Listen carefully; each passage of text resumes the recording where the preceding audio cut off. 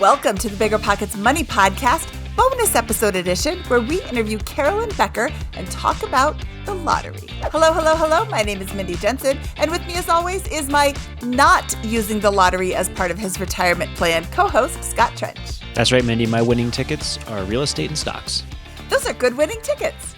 Scott and I are here to make financial independence less scary, less just for somebody else, to introduce you to every money story, because we truly believe financial freedom is attainable for everyone, no matter when or where you're starting. That's right. Whether you want to retire early and travel the world, going to make big-time investments in assets like real estate, start your own business, or figure out how to responsibly handle winning a lottery jackpot, we'll help you reach your financial goals and get money out of the way so you can launch yourself towards your dreams. Scott, I had a lot of fun speaking with our guest today, Carolyn Becker, who is the Deputy Director for Public Affairs at the California Lottery.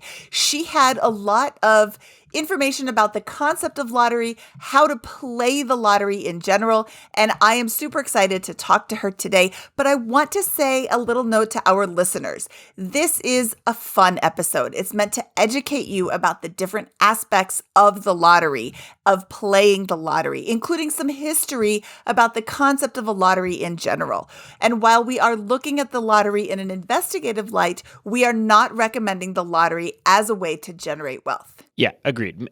Neither Mindy nor I plays the lottery in any meaningful extent other than maybe buying a handful of tickets when the jackpots are really big for fun. And that's the absolutely extent that we would really recommend anyone participate in the lottery, if at all. It's not a way to build wealth in any statistical sense, but it's a fun thing to explore. I learned a lot, and it made me think a little bit today. I did. I learned a ton about all the different ways that I am playing the lottery the wrong way and how to claim your ticket. First up, we're going to hear a little bit about the history of the lottery from our producer, Kaylin Bennett. Ever dreamed about becoming the next lottery millionaire? Who hasn't thought of winning it big and hitting the jackpot? But how does it really work, and what are your actual chances of winning? I think most of us have probably bought a lottery ticket at some point in their lives and just thought, what if? What if I got lucky? Whether it's the Powerball or the Mega Millions, you read about people winning huge amounts of cash all the time. So the rationale here is, people seem to win.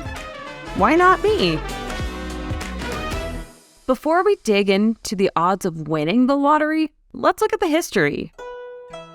We've seen different forms of the lottery across the globe, with one of the earliest examples in ancient China between 205 and 187 BC. And that was with a number game called Keno, and that's actually still played in casinos today. Another early example of the lottery was run in ancient Rome during the reign of Julius Caesar, who commissioned a state-run lottery to help raise money for municipal repairs. And that's traditionally the history of the lottery ever since. It was, and often still is, a way to raise money for a state without having to raise taxes. A state essentially turns a fundraiser into a game with a reward. The lottery still often funds charitable organizations or programs to assist the poor. And in fact, another early example of a lottery was in Bruges, Belgium in the 15th century, where the lottery was announced as a way to raise money to help the poor. So the beginnings of the lottery were actually very philanthropic, or at least relating to public interest. We see a similar pattern of early lotteries in the United States. The first lottery in the US was actually established by King James I, and it was run to help colonial settlers in West Virginia. Lotteries were also run by several American presidents and a couple historical famous figures. In fact, Benjamin Franklin ran a lottery in order to fund the building of cannons. During the Revolutionary War, lotteries were run to support the colonial army. So there's a long history of the lottery in the United States to raise money for good causes. Now, the beginning of the lottery as a form of gambling, on the other hand, goes back to the 19th century, and it goes back to big cities, and one in particular, New York. Lotteries became a very different beast at that point, when the city was really expanding and developing different communities. New York lotteries became a pastime for the working class people, especially in immigrant communities. For example, there was something known as the Italian lottery and the Cuban lottery. Gambling on winning numbers is something people did together, and lotteries operated out of something called policy shops. People would play something called number games, so you would pay a small sum of money, as little as just 1 cent, and pick a number that you thought was going to win. During this time, there was a lot of moral outrage about policy shops, playing, and betting in general. Number games became associated with poverty and urban crime. So the 19th century is when we start seeing a lot of legislation against gambling and ultimately against lotteries. In fact, they were banned in the United States in the early 20th century, and they weren't legalized again until 1934, which is when the first legal government-sponsored lottery was established in Puerto Rico. And then New Hampshire followed suit in 1964 by establishing their own. So today, government-run lotteries operate at a state level in the U.S., with 45 out of 50 states running their own lotteries, with the two most popular lotteries being the Powerball and the Mega Millions. Powerball is one of the best known for its record-breaking jackpot of $1.59 billion back in 2016. So you're probably thinking right now, what are my actual chances of winning the big jackpot? Is the lottery a good investment? Is it worth my time to be playing it? So let's look at the Powerball first. Powerball tells you that the odds of winning if you buy a ticket are 1 in 24.9. Now that doesn't sound so bad, right? What they actually don't tell you is that that's your chances of winning the lowest possible prize, which is only $4. So that puts winning a bit more in perspective. The odds of winning the jackpot and the Powerball are unfortunately 1 in 292 million. And the way the Powerball achieves these near impossible odds is by introducing a vast number of possible winning combinations. In fact, there are over 11 million possible winning number combinations in the Powerball. Now, what you need to know about the number is that nearly 10 million of those winning combinations will only give you the minimum payout, which is, once again, $4.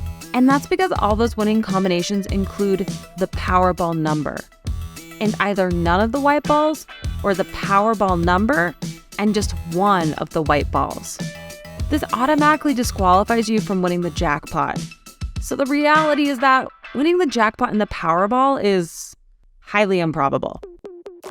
Another comparison that we like to look at is that if you're swimming in a room filled with white pearls and the jackpot is a single black pearl hidden in that sea of white pearls, your probability of winning the jackpot in the lottery is about the same as finding the black pearl in a room full of white pearls, completely blindfolded. So if the math isn't doing it for you, this visual example will help you see why winning the jackpot is highly unlikely. And unfortunately, there's a similar story with the Mega Millions, which is the other biggest US lottery. Your chances of winning the jackpot in the Mega Millions are approximately 1 in 259 million. Now, some people may think, well, if I play a bit more, I have a higher chance of winning, I'll just spend a bit more. The truth, though, is that you're much more likely to spend money on the lottery than you will see in returns.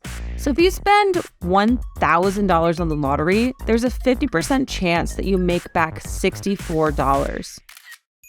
There's a 90% chance that you make back less than $92, and a 99% chance that you'll make back less than $550. So you will almost certainly lose money on the lottery. And the question remains, should you still play?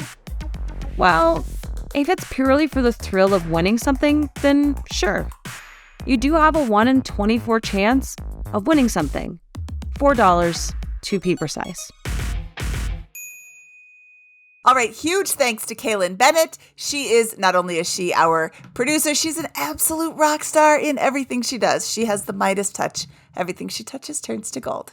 Our guest today is Carolyn Becker, Deputy Director for Public Affairs for the California Lottery. Carolyn, welcome to the BiggerPockets Money Podcast. I'm super excited to talk to you today. Thanks for having me. I'm excited too. Let's jump right into this. How does the lottery work? So just a reminder, you mentioned it already, but I represent the California Lottery. So as you guys know, there are 50 states plus the District of Columbia, Puerto Rico, the U.S. Virgin Islands. And I mention all those jurisdictions because some of those jurisdictions are in the multi-state lotteries, which I know we'll talk about.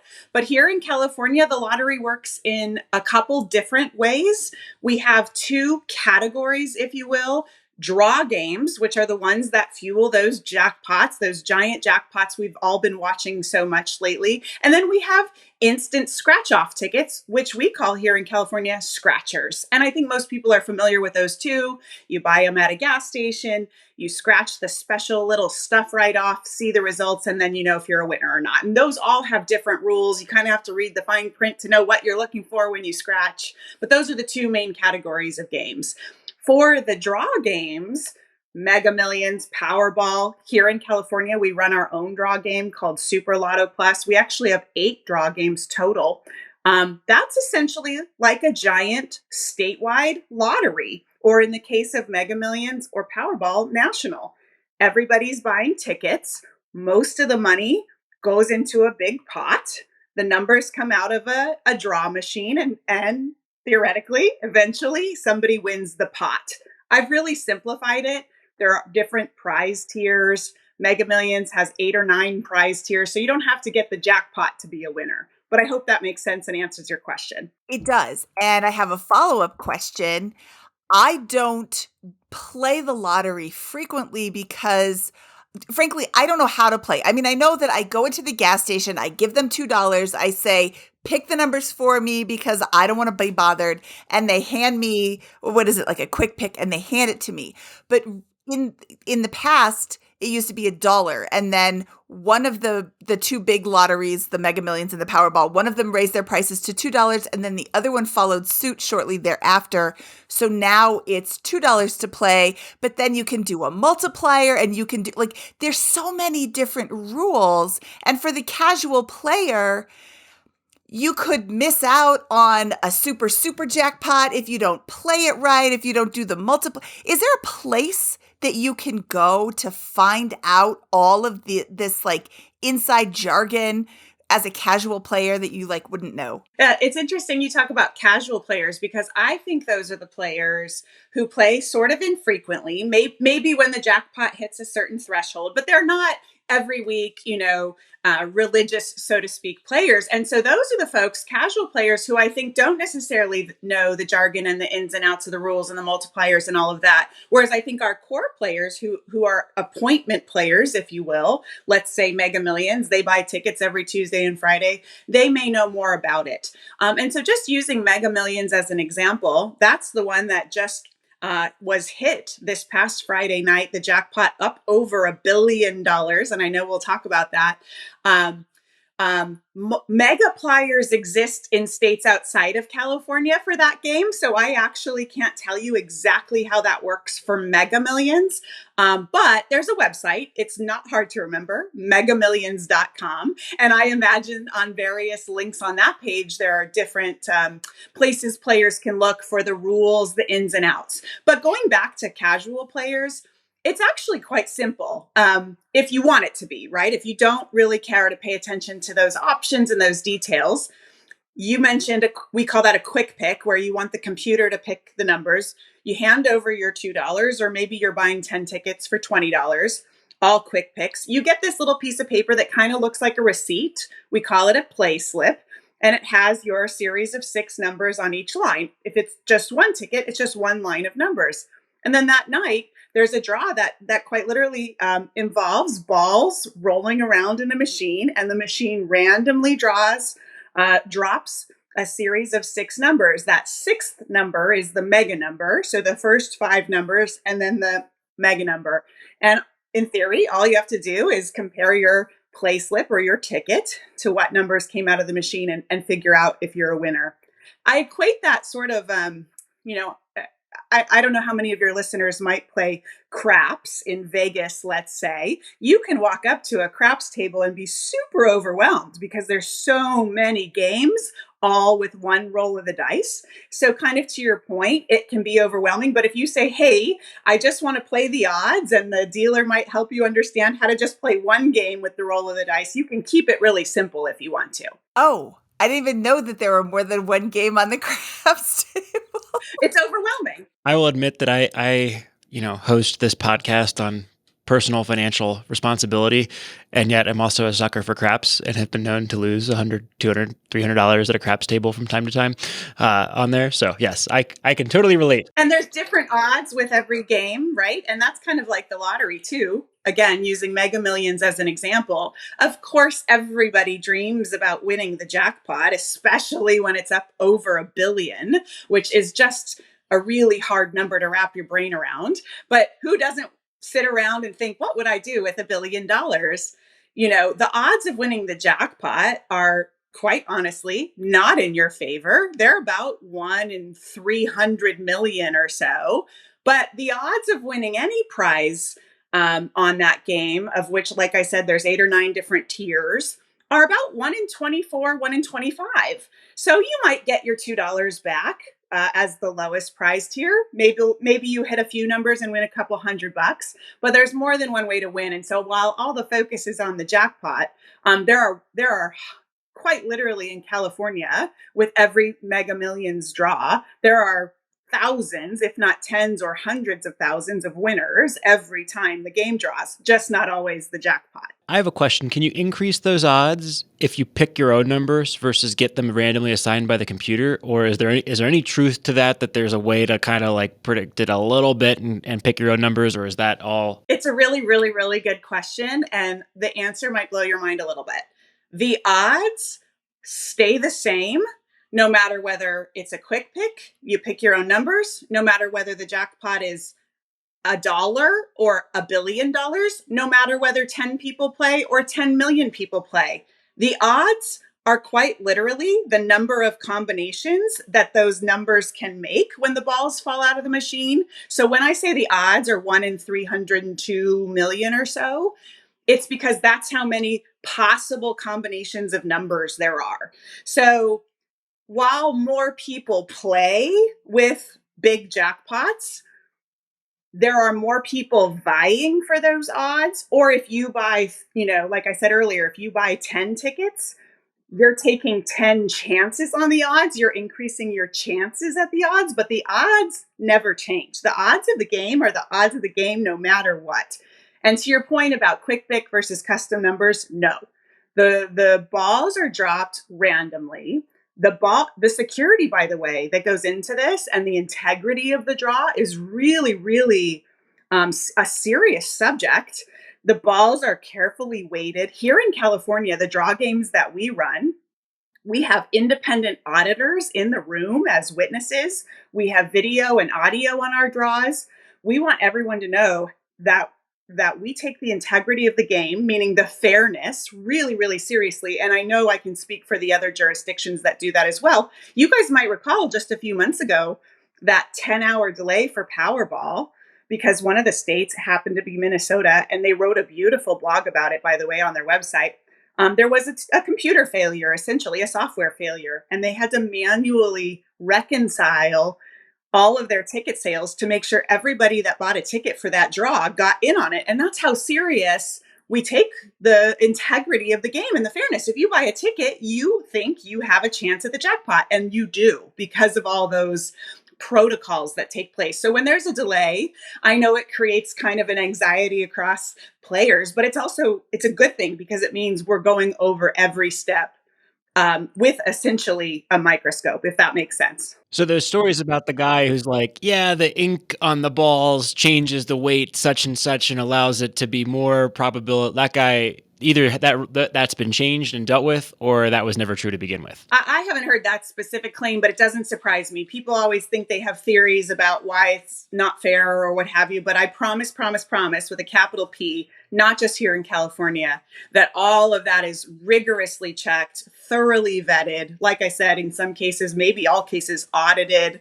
It's very serious. We're talking about billions of dollars, right? I do need to make a clarification. I said that I have never won the lottery, and you said that there are multiple hundreds of people that win every time it's drawn. I did win $5 in the lottery once, so I rescind my blatant bald-faced lie of earlier. I have actually won the lottery. But you've never won the jackpot. And I think that's what most people fantasize. I've never won the great big jackpot. However, in my mind, I have convinced myself as soon as I buy that ticket, I can convince myself that this is the winning lottery. And I am shocked when those numbers don't match up to the ones on the TV screen. Well, it's funny you say that, Mindy, because me and my colleagues in the public affairs team in California, we get to talk to big winners all the time.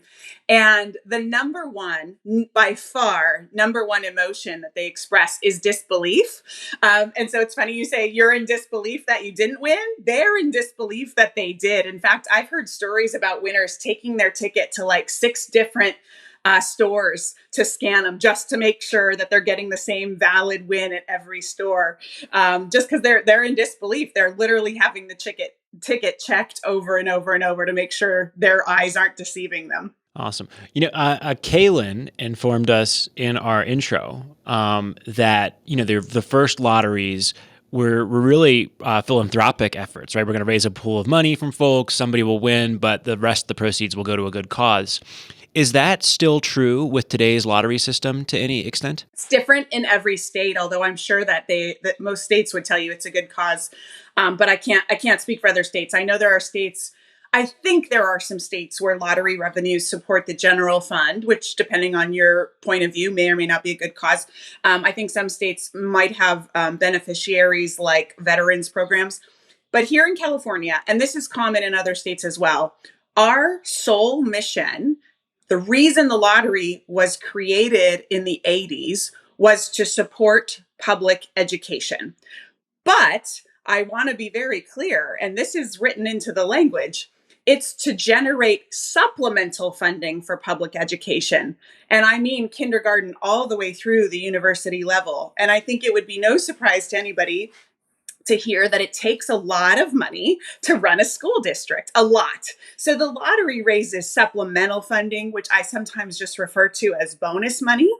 It's a great cause. It might pay for, here in California, our revenues might pay for 2 computers in the library at a school that doesn't have them. Or perhaps the school band gets a half a dozen clarinets for their students to learn music.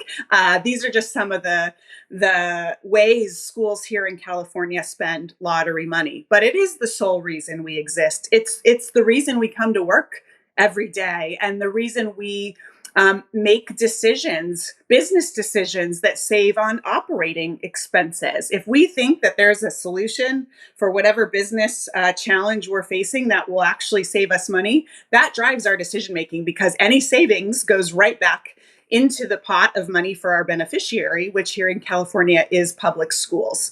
So to the extent that schools can use every penny, it's absolutely a good cause. But by no means do we replace a school budget, because those are massive. If I spend $10 on Mega Millions or Powerball tickets, how does that money get allocated to the pot, to profits, if any, for these massive corporations into the school districts in California? So let's take Powerball as an example, because that's the one that set the record a few months ago with a $2.04 billion jackpot.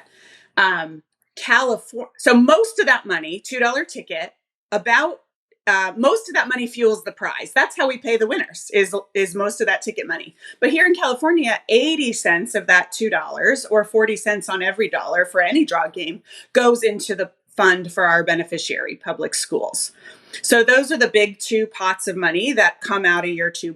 Obviously, a little bit of money is needed to run the game, overhead, if you will. But there's another decent sized bucket, which is that we incentivize our retail partners to sell our tickets. Here in California, we have over 23,000 locations where somebody can buy a lottery ticket.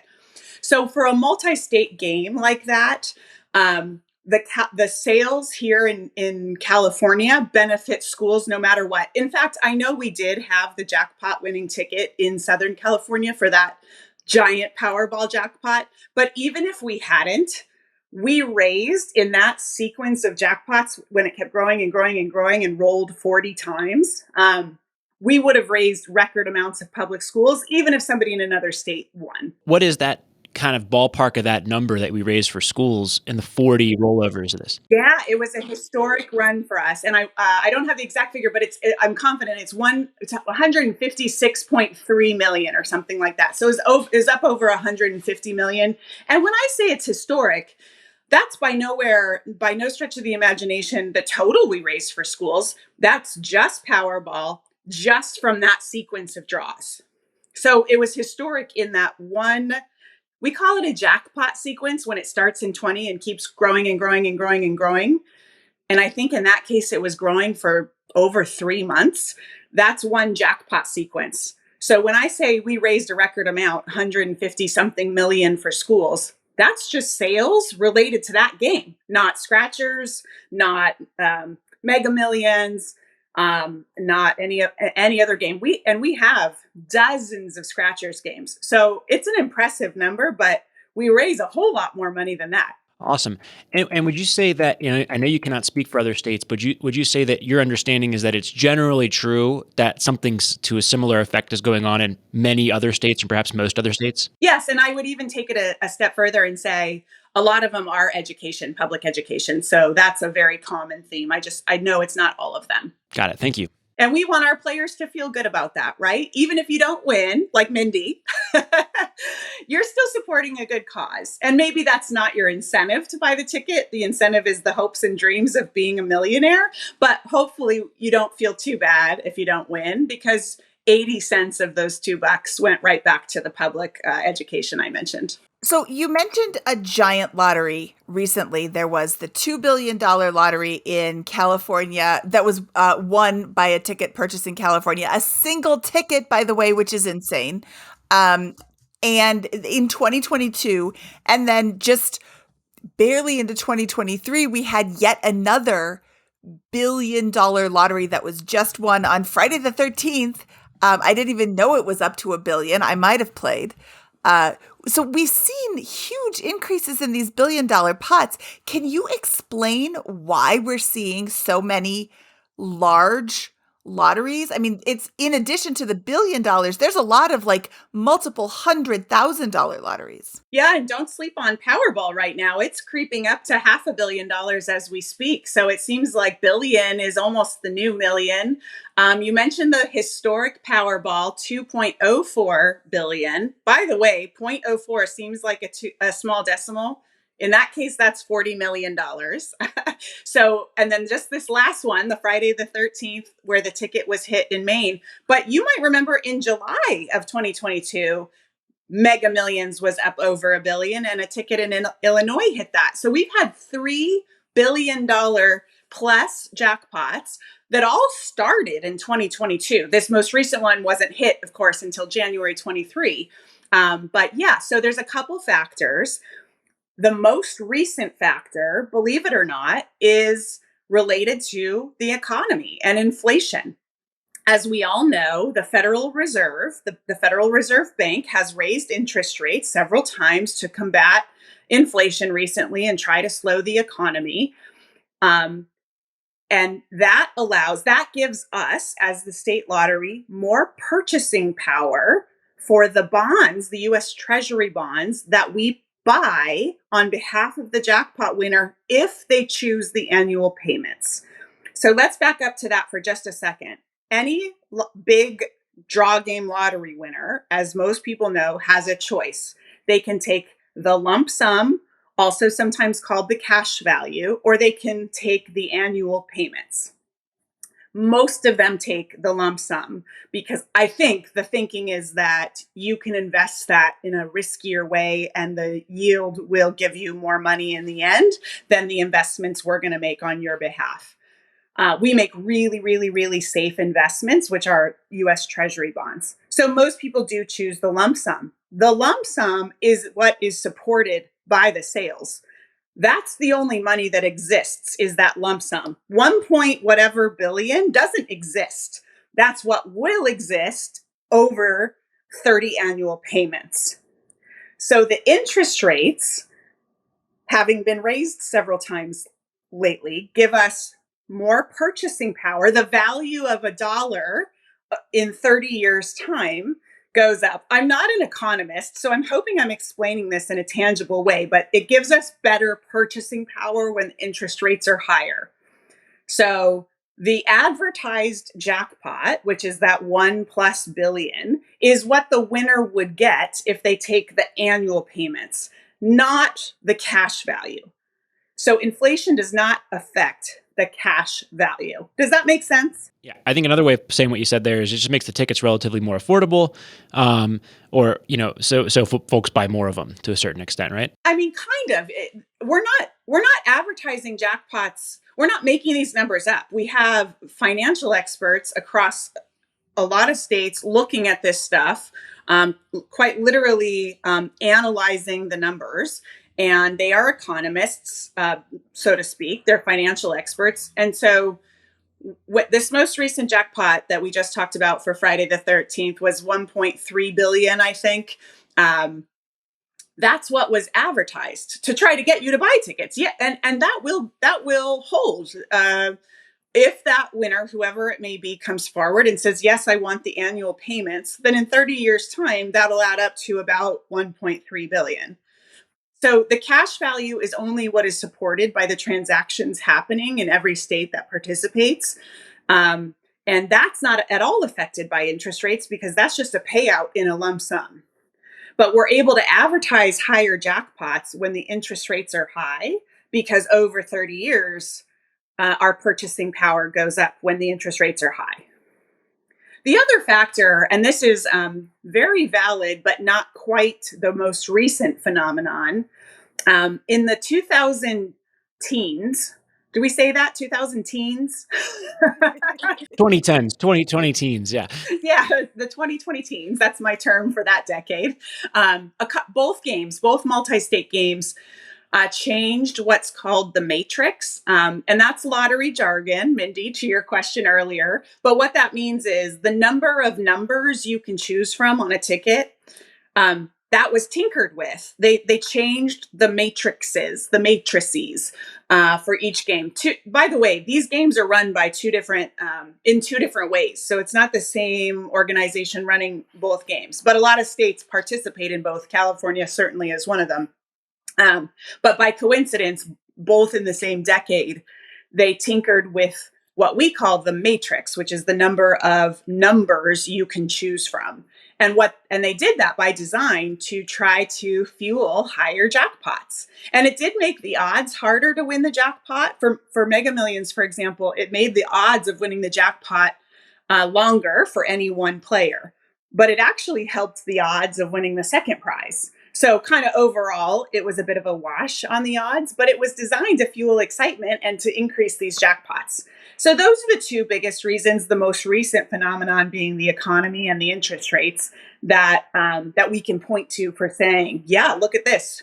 In about 6 months, we had $3 billion jackpots. That's never happened before. So going back to the lump sum versus the 30 years. Yes. Is there any chance that my money that I win and I choose to take the 30-year payout, is there any chance that you would run out of money or that the money wouldn't be there in 30 years, barring like a catastrophe? So like I said, the U.S. Treasury bonds that we buy on your behalf, if you take that option, the 30 installments, are really safe investments. Again, I'm not a financial expert or I'm not even a numbers whiz. You'd think I'm slowly becoming one working for the lottery.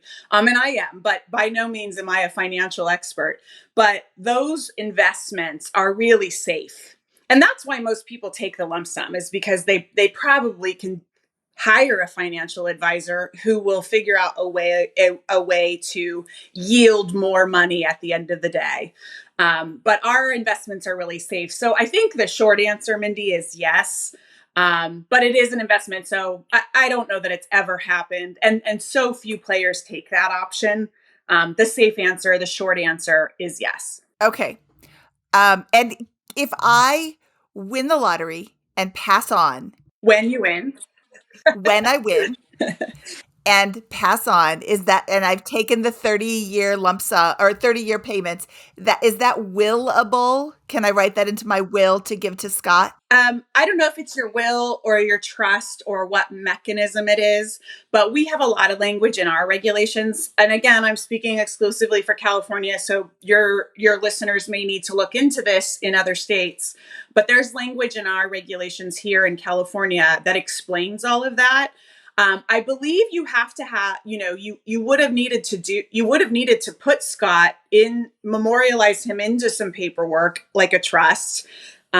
And ultimately a judge does have to get involved. But if you do your job right as a new lottery millionaire, let's say, then you've thought through all that with the financial experts you've inevitably hired, because most of us lay people don't know what we would do if we won $1 billion. It's life changing. That's not meant to scare anybody, but certainly you have the means to hire people who know better than you do, or even than we do, how to navigate your wealth like that. But yes, if you, unfortunately, if you win the lottery and pass on, it doesn't mean we cut you off. Awesome. So if you become a winner, what is the best way to protect your ticket and your anonymity if you can? What are the steps that you would recommend for someone who does win? And I assume, Scott, your question is about like these giant numbers, right? Not Mindy's $5 that she won a few years back. I'm going to make I'm winning a newsworthy amount of money. Yeah, let's call it in excess of $1 million. We have what we call a big winner's handbook on our website. I imagine some other states have similar tools that offers all kinds of advice, but it is just that. It's advice. It's not law. We highly recommend you arm yourself with your newfound riches, with a financial advisor, maybe depending on how sizable your jackpot win is, maybe somebody who can help you set up a family foundation, certainly an attorney. Depending on a person's circumstances, maybe even a therapist. I'm not kidding. This is, like I said, it's life-changing. So we highly recommend for those really large winners that they hire the right experts to navigate what it means to come into wealth like that. And frankly, I know the money is not in their bank account before they come forward, but ideally they have some of those people already in place when they come forward to claim the prize. You wonder what's going through the therapist's head in those sessions.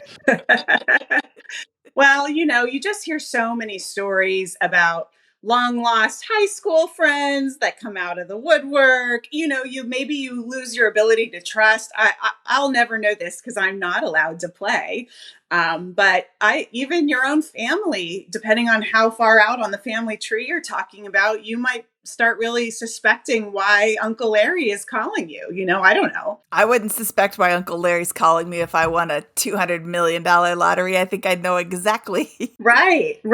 And so that must feel, I cannot speak with first person knowledge here, but that must feel like a kind of, it's great you won the money, but what a sort of negative way to live when you're always being so skeptical of everyone who gives you a call, and so if you can have these experts, whether it's a therapist, a financial advisor, attorney, etc., we highly recommend it. Did anybody claim that $2 billion jackpot in California? I can't even say billion. It just feels like million.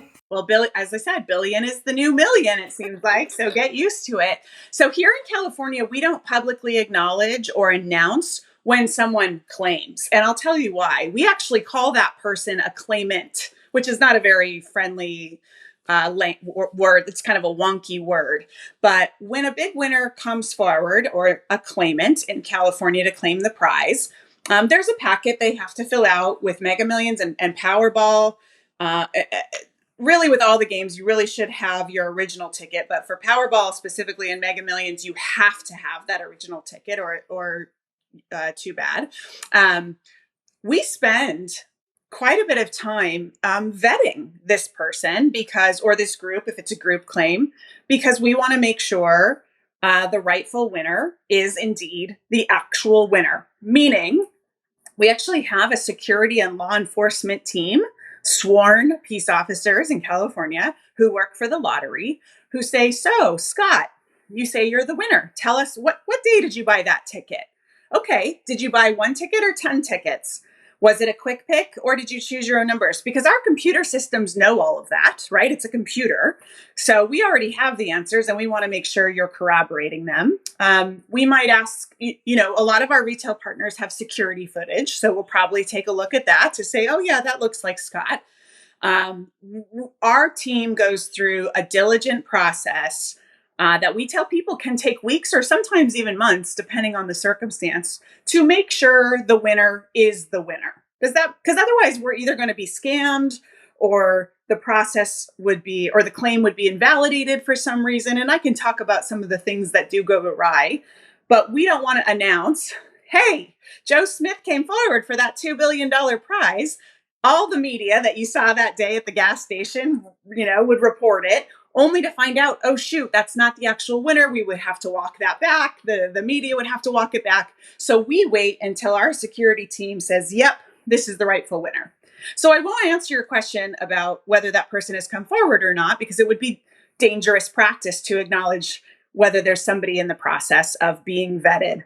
Now, keep in mind, though, with Powerball and Mega Millions, a winner has a year to come forward. So we're only talking a couple months since that jackpot was hit. Okay. So I would imagine that a historic jackpot like that, you would do even more due diligence. So it's entirely possible, theoretically, you are not confirming this, but it's entirely possible that somebody has said, hey, I've got the ticket, and you're in the process of verifying before announcing. Now, is California one of the states where the claimant can claim anonymously, or are you required to announce that that Scott Trench won the $2 billion lottery? Yeah, no, in California, the short answer is no, you cannot stay anonymous. And I'll tell you why.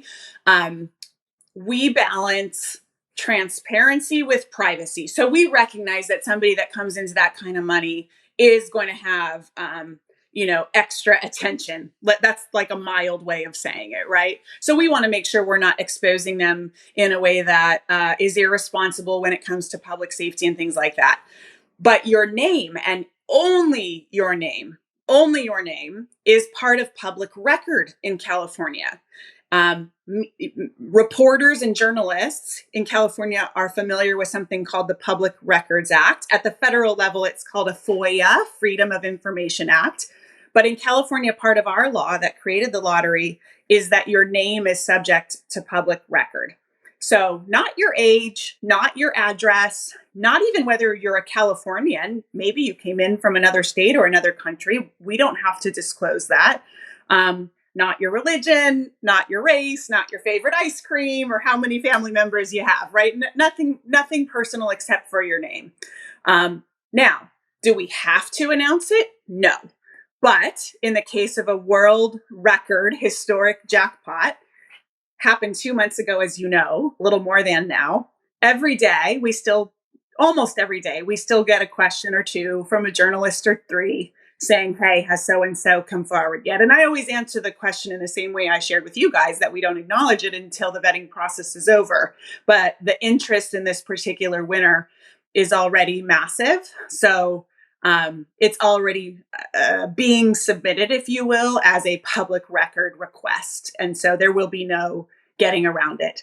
And no, the eventual winner can't set up a trust that's vague. I mean, they can set up a trust. That's certainly allowed and maybe even recommended by a lot of financial advisors, but their name is very much still a part of public record, but just the name. So we always really want to make that clear. A lot of states, a handful, I don't think it's even a dozen. I don't have that memorized, but a handful of states you can stay anonymous. I do know Illinois is one of them, because that first $1 billion jackpot in 2022 that happened in the summer, somebody won and stayed anonymous. So, the public doesn't, I think we like to put a name to it to prove that real people win every day. In fact, in 2022, California made well over 100 millionaires in 2022. So we have millionaires that are made every day. We're obviously the most populous state. But I know there's other states where there's more information that's made public. So we're kind of in the middle with just your name. Can't stay anonymous, but we don't give up anything else besides your legal name. Okay, so I have two questions following up all of that. And thank you so much, because that was really, really helpful. And I assume that this $2 billion was one of the multi-state, the Powerball or the Mega Millions. It was Power. It wasn't Yep, California. Powerball. Okay. Yep. So since that's played in multiple states, if I bought the ticket in California, do I have to claim it in California, or can I claim it in any state? That's a great question. The answer is yes, you have to claim it in California. But let's say you were visiting from the East Coast. You do have one option that I don't think many people would exercise, but I'll share it with you anyway. You can put it in the mail. Oh my God, no. Right. That's why I say I don't ever think put your lottery ticket in the mail. Sorry, U.S. Postal Service, but no. they could do that. It is an option if they don't want to, get on a plane and head west.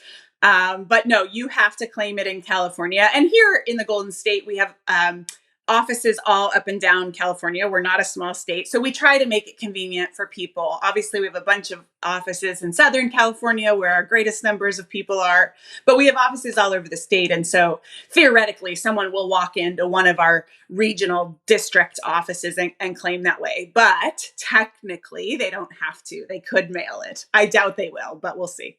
I read a story about somebody who had won the lottery and they had 365 days to claim it, and they mailed it on like day 364 or something, and it arrived afterwards, but it still counted because of the postmark. And I'm like, have you ever gotten a letter where the postmark is smeared and you can't read? Why would you chance that? It was enough to make a difference. I mean, $1 enough to make a difference, but holy cow. I don't know if we have any postmark smudge stories. I don't know, but speaking just personally now, I can't imagine somebody putting it in the mail. I know I wouldn't put it in the mail, even like tracking it. But yes, the postmark, at least here, the postmark does count.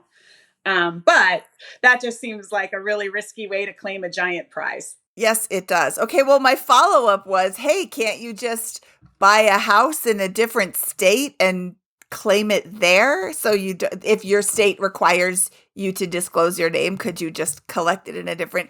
Okay, so then where I buy my lottery ticket matters. Yes. More than my residence. And by the way, it also matters, two things to just chase what you said.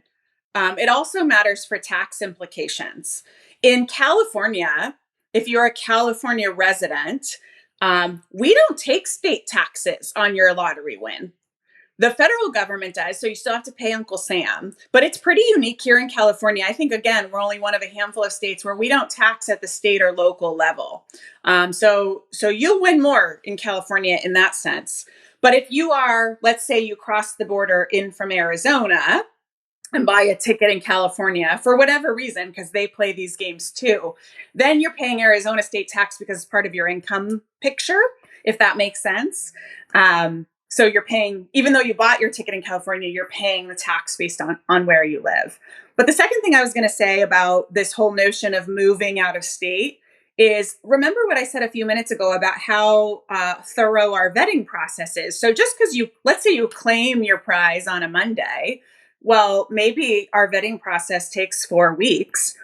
You can move during that time. We're still going to release your name, but any journalist or internet sleuth looking to find you using property records, because those are a lot easier to find on the internet these days too, those may be moot. So 4 weeks is a decent enough time to move to another state or to another country if you really want to lay low. You have given us a lot to think about, and I have learned a lot, including not to buy a ticket in California if I have to disclose my name now. No, you buy a ticket in California because it's for the kids and it supports the school system. That's why you buy the ticket in California. Well, yes. I mean, you buy a lottery ticket because it supports the school. I think it supports the school in every state. And if you win the major jackpot, somebody's going to figure out who you are, even if you're in one of these anonymous states, probably, right? I mean, with the internet and social media now, I think Scott's got something there, you know? Yes. I mean, it depends on, can you keep your mouth shut? Can you Totally. can you prevent that? It's also like, know where you play. You know, the rules in California are, and I don't mean the rules of the game. The rules of the game are, of course, the same in every state that plays any one game, like Mega or Power. But the rules about what happens if you win, including, by the way, let's just talk about that second prize for a minute. You match 5 numbers, but miss the Mega number or the Power number. In California, that's not a fixed $1 million like it is for all the other Mega Millions states. That's a fixed prize in every Mega Million state. In California, we have this funky setup. It's called where we pay prizes pari-mutually. Again, kind of a wonky word. But what that means is that second prize essentially acts like a jackpot. It's entirely fueled by sales. So you can, the July Mega Millions, where the ticket in Illinois won over $1 billion. We had a second prize winner in California who won 4 million. And at first she thought it was just $1 million, because that's what megamillions.com will tell you. But if you look at their fine print, they basically say, except California. And so she was like, oh my gosh, I was elated to win $1 million, only to find out it was 4 million.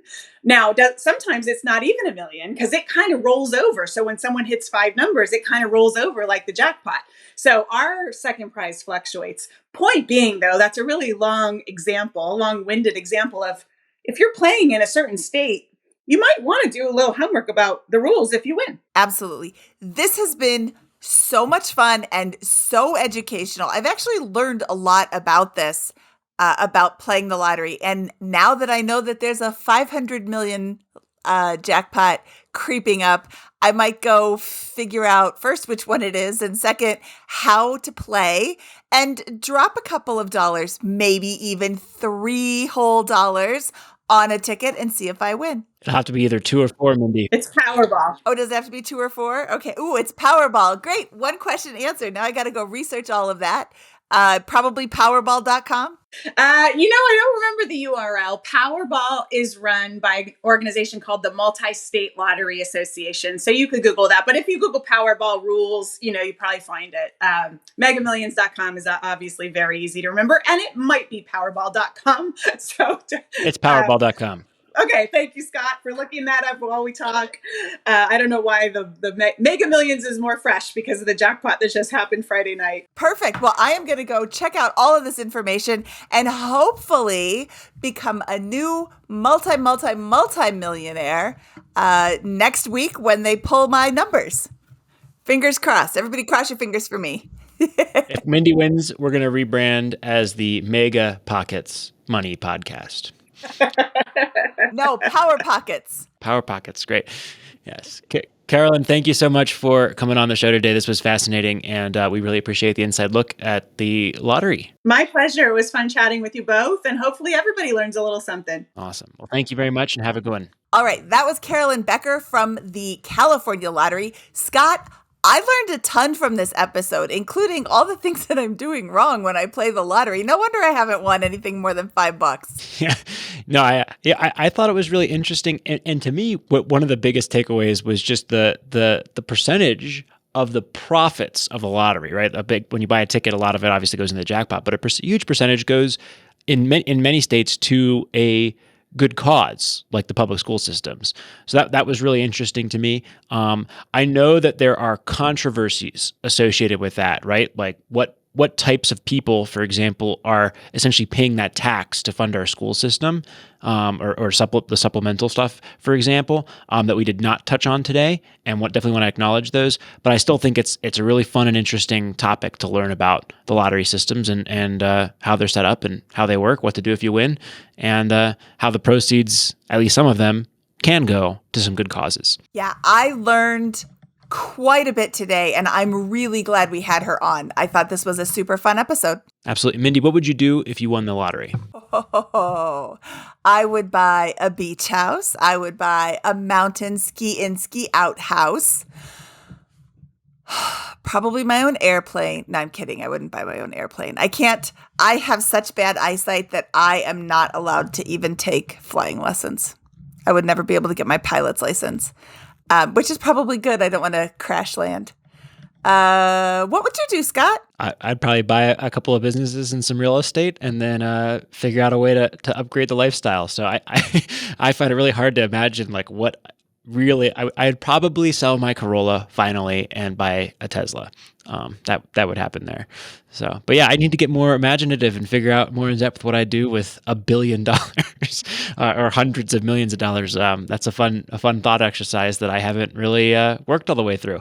So, you always say, Mindy, have a plan. I think this is one of those exceptions where if you happen to win the Powerball by playing, $10 or $20, it's okay not to have a plan.